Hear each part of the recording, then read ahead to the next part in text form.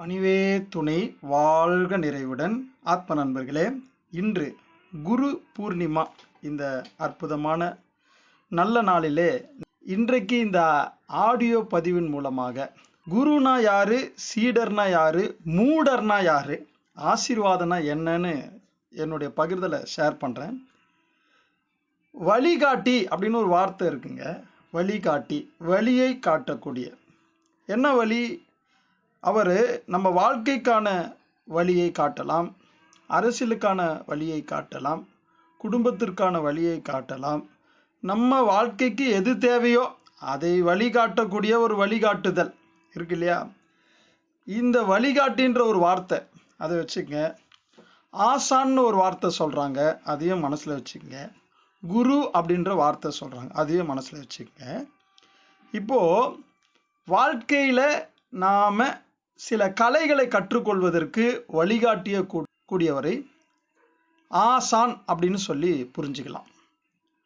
நம்முடைய அறியாமையிலிருந்து விடுதலைக்கான பாதையில் வழிகாட்டுபவர் தான் குரு அப்படின்னு புரிஞ்சுங்க. ஏன்னா நிறைய பேர் குரு அப்படின்ற ஒரு விஷயத்துக்கு தனக்கு வாழ்க்கையில் முன்னேறுவதற்கு எதையெல்லாம் கற்றுத்தருகிறார்களோ, எதையெல்லாம் போதிக்கிறார்களோ, இல்லை யாரையோ ஒருத்தரை பற்றி அவர் சிறந்தவர், அவர் உயர்ந்தவர், அவர் விடுதலை அடைந்து விட்டார், அவர் முக்தி பெற்று விட்டார், அவர் பல சக்திகளை வச்சிருக்கிறாரு அப்படின்னு தெரியப்படுத்துகிறவரை கூட இன்னைக்கு குருன்னு சொல்லிட்டு இருக்கிறாங்க. நல்லா புரிஞ்சுக்கங்க. அறியாமையிலிருந்து, அந்த அறியாமை என்ற இருளிலிருந்து விடுபட்டு, அப்போ அறிவொளி நமக்குள்ள ஏறணும். நமக்குள்ள அறிவு தெளிவடைவதற்கு வழி காட்டக்கூடிய ஒருவர் தான். அவர் ஒருவராக இருக்கலாம், பல பேராக இருக்கலாம். நீங்கள் ஒருத்தரை நினைச்சிருக்கலாம் அல்லது பல பேரை நினைச்சிருக்கலாம். அப்போ விடுதலைக்கான எதிலிருந்து விடுதலை? எதெல்லாம் நாம் சிக்கி கொண்டிருக்கிறோமோ அதிலிருந்து விடுதலை. குழப்பம் இல்லாமல் தெளிவா எளிமையா புரியக்கூடிய வகையில் நமக்கு இருக்கணும். அப்போ உடல், மனம், உயிர், உணர்ச்சி, உணர்வு, அப்போ இதெல்லாம் புரிந்து கொண்டு துக்கத்திலிருந்து விடுபடக்கூடிய விடுதலைக்கான பாதையை காட்டக்கூடிய அந்த ஒரு தனித்தன்மை வாய்ந்தவர், அது குருன்னு சொல்லக்கூடிய ஒரு தன்மை. That is a quality. நல்லா புரிஞ்சுங்க. தாய் தந்தையும் இணைந்தால் இந்த உடலுக்கு ஒரு பிறப்பு.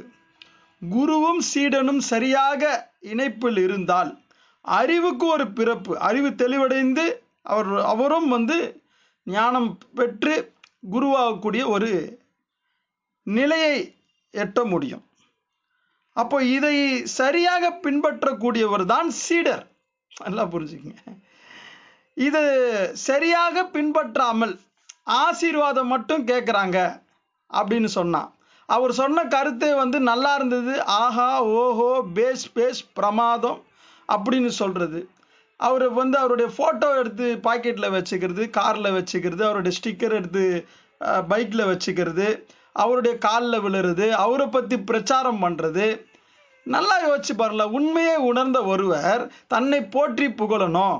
தன் காலில் விழுந்தாதான் நான் ஆசீர்வாதம் செய்வேன், தன்னுக்கு பாத பூஜை செய்தாதான் ஆசீர்வாதம் செய்வேன், தன் ஃபோட்டோ வச்சிருந்தாதான் ஆசீர்வாதம் செய்வேன் அப்படின்னு இருந்தார். அப்படின்னா கட்சிக்காரருக்கும் அரசியல் தலைவருக்கும் இவருக்கும் என்னவங்க பெரிய வித்தியாசம் இருக்கு போகுது?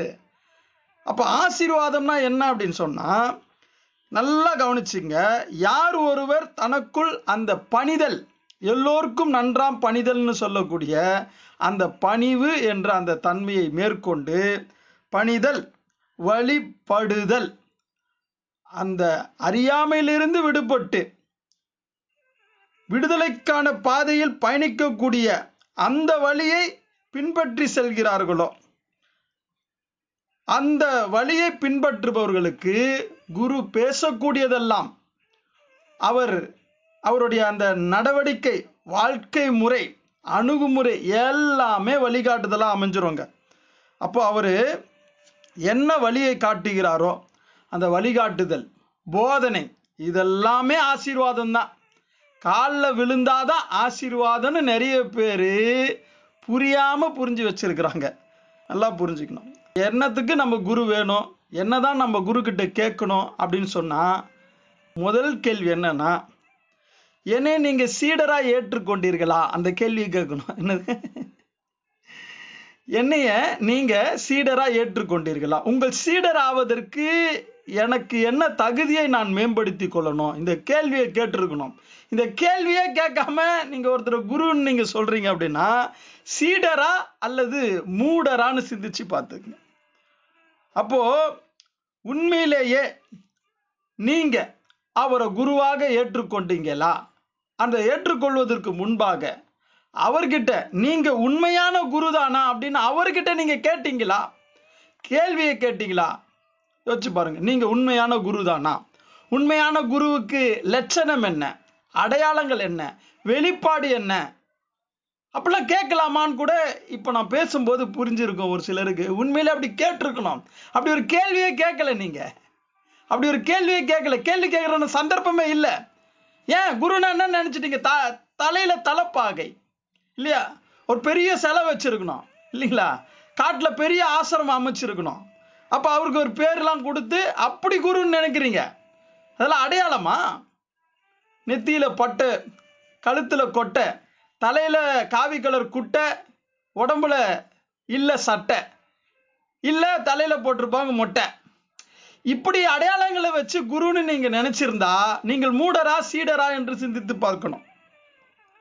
அப்போ நீங்க உண்மையான குருவான்னு அவர்கிட்ட கேட்டிருக்கணும். ஏன்னா நீங்க சீடரா ஏற்றுக்கொண்டீங்களான்னு கேட்டிருக்கணும். நான் உங்களை குருவாக பின்பற்றலாமா கேட்டீங்களா? நான் சரியான சீடன் ஆவதற்கு என்னை நீங்க சீடரா ஏத்துக்கணும்னா நான் என்ன செய்யணும்? என் தகுதியை நான் எப்படி வளர்த்துக்கணும்? உங்களுக்கு சீடன் ஆகிறதுக்கான தகுதி என்கிட்ட இருக்கா? இதெல்லாம் கேட்டீங்களா? கேட்காமலே நினைச்சுக்கிட்டு என்னங்க இது? அப்போ நீங்க ஒரு சினிமாவில் நடிக்கக்கூடிய விளம்பரம் பெற்ற ஒருவரை ரசிக்கிறதுக்கும் இதுக்கும் பெரிய வித்தியாசம் ஒன்றும் கிடையாது. One side love. புரிந்து கொள்ளுங்கள். இப்ப பேசிட்டு இருக்கிறாரே, நீங்க உண்மையான குருவா? கேள்வி இருந்தா தாராளமா கேளுங்க. கேள்வி இருந்தா தாராளமா கேளுங்க என்கிட்ட. முக்திக்கான பாதையில வழிகாட்டக்கூடிய அனுபவம் பெற்ற ஒருவர் தான் உங்ககிட்ட பேசுறேன். நம்பர் 1. சரிதானா? எனக்கு அடையாளங்கள்லாம் வச்சுக்கிறதுக்கு பிடிக்காது. அதே சமயத்துல அடையாளங்கள் வச்சுக்கிற எல்லாரும் குருவா ஆயிட்டாங்கன்னு நினைச்சிடாதீங்க. அடையாளங்கள் இல்லாமலும் இருப்பாங்க. அடையாளத்தை மறைச்சும் வாழ்வாங்க. தேவைப்பட்ட அடையாளத்தையும் போட்டுப்பாங்க. உள்ளத்துல தான் அவரை பார்க்க முடியும். அப்ப எப்படிங்க நான் ஒரு உண்மையான குருவை நான் தேடுறது, நாடுறது? உங்களுக்கு என்ன பர்பஸ்? அதை யோசிக்கணும். எதற்காக குருவை தேடுறீங்கன்னு இருக்கணும். உண்மையிலே நீங்க விடுதலை அடையிறதுக்கா? கடவுளை அடையிறதுக்கா? கடவுளை உணர்றதுக்கா? புரிந்து கொள்வதற்கா? அப்படியா? பல பேர் தானே. 95% பேர் நாட்டுல மக்கள் அதற்காக தேடவே இல்லை. இதான் உண்மை. அதற்காக தேடவே இல்லை. அப்படி தேடுறதா என்ன பண்றாங்க? காமிச்சுக்கிறாங்க. இங்க நடிகர்கள் தானே அதிகம். சரிதானே?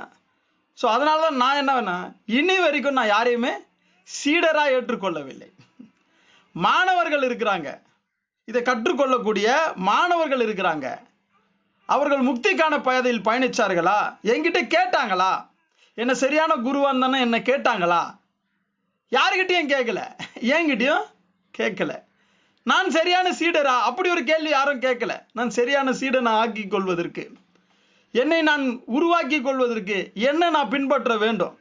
என்னுடைய பலம் என்ன? என்னுடைய பலவீனம் என்ன? என்னுடைய அறியாமை என்ன? என்னுடைய இயலாமை என்ன? என்னுடைய வல்லமை என்ன?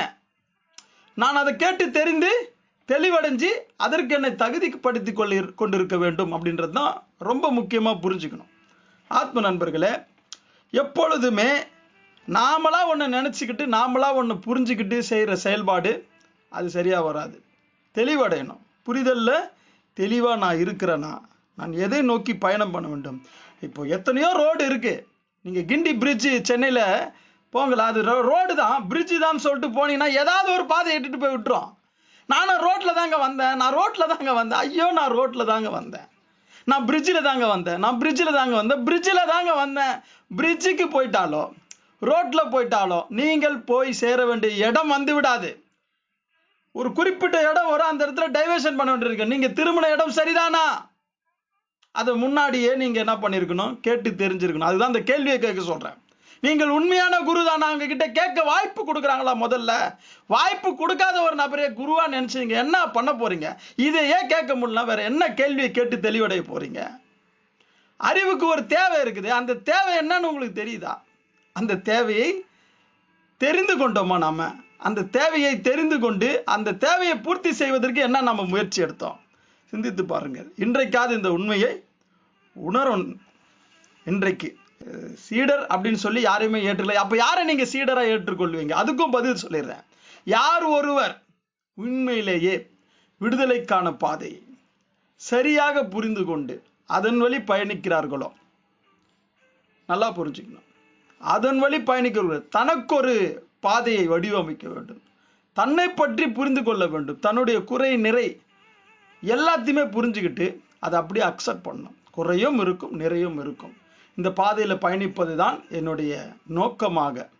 அதற்கு என்னென்ன செயல்கள் என்னை சுற்றி நான் நடக்கணும், அந்த நடவடிக்கை அனைத்தும் எல்லாமே நாடகத்தில் ஒரு காரணகர்த்தாவாக நான் செயல்பட்டு இருக்கிறேன். அதை பெஸ்ட்டாக நான் செய்ய வேண்டிய ஒரு பொறுப்பு இருக்குது. மற்றவர்களுடைய கடமையை ஏற்று சிறப்பாக செய்வதிலை காட்டிலும் தன்னுடைய கடமை என்னன்னு புரிஞ்சுக்கிட்டு அதை சரியாக செஞ்சுட்டே இருக்கும்பொழுதே செத்து போனாலும் மேலானது. என்னங்க, ஆசீர்வாதம் அப்படின்ற ஒரு விஷயத்தை எடுத்து இங்கே நெகட்டிவாக பேசுகிறோம் அப்படின்னு சொல்லிட்டு நிறைய பேர் நினைக்கலாம். இந்த நெகட்டிவ் பாசிட்டிவ் அப்படின்றதெல்லாம் நாமளா என்ன பண்ணி வச்சிருக்கிறோங்க, உருவாக்கி வச்சிருக்கோம். தெளிவுபடுத்தி கொள்ள வேண்டும். இது என்ன சொல்ல வராங்க? இதன் மூலமாக நாம் தெளிவடைந்தால் அடுத்த கட்டத்தை நோக்கி நாம் நகர முடியும். அதனால் குரு அப்படின்னு சொல்லி ஏதாவது ஒரு மனக்கற்பனையில் சுத்தாம, யார் உண்மையான குரு என்று வேற யார்கிட்டையும் கேட்க தேவையில்லை, அவரிடமே நீங்கள் கேட்டு தெளிவுபடுத்தி கொள்ளலாம்.